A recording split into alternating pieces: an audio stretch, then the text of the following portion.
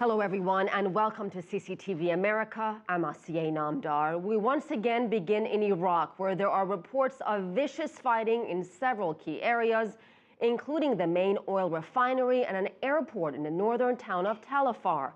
But after a week of rapid territorial gains by the Sunni militants, the combined forces of the Shia militia, the Iraqi army, and the Kurdish Pershmerga seem to be keeping out of Baghdad, at least for now. Also a major blow to Iraq's Shiite prime minister. Iraq's most powerful Shiite cleric is calling for a change in government. CCTV's Tony Cheng has details from northern Iraq. Kurdish fighters fan out to search for militants in a village to the south of Kirkuk. Here the battle lines have blurred as territory changes hands daily.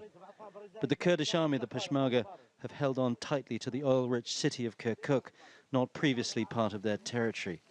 And now it seems unlikely they'll want to give it back. These foreign workers were clearly relieved to get into the new Kurdish territory. Over 40 employees of a construction company who'd been caught out by the rapid advances of Sunni militants. Turks, Turkmens, Nepalese and Bangladeshis, they were now safe in the enlarged Kurdistan. The city of Erbil has become an oasis of tranquility, a sanctuary for people fleeing the fighting all across the north of Iraq. Kurdistan has been secured by its army, who've taken the oil-rich city of Kirkuk, presumably not to give it back, and are now even fighting on the edge of Baghdad to try and secure the capital for the government. But the Prime Minister of Kurdistan says Iraq will never look the same again after this fight, and people here are openly talking about an independent Kurdistan. But at Friday prayers in Baghdad, representatives of the highest religious authorities seem to be calling for cohesion. This was not the call to arms we saw earlier in the week.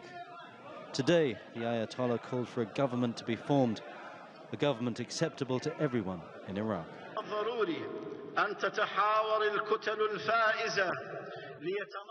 It is also important that the winners open dialogue to help form a new effective government, largely acceptable to all, in order to surmount past mistakes and open new horizons for a better future to all Iraqis.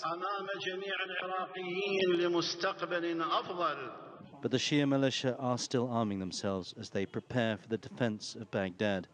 And the Sunni militants they face are putting up a ferocious fight. Iraq's leaders might want to step back from the brink of destruction, but it could be too late. Tony Cheng, CCTV, Northern Iraq.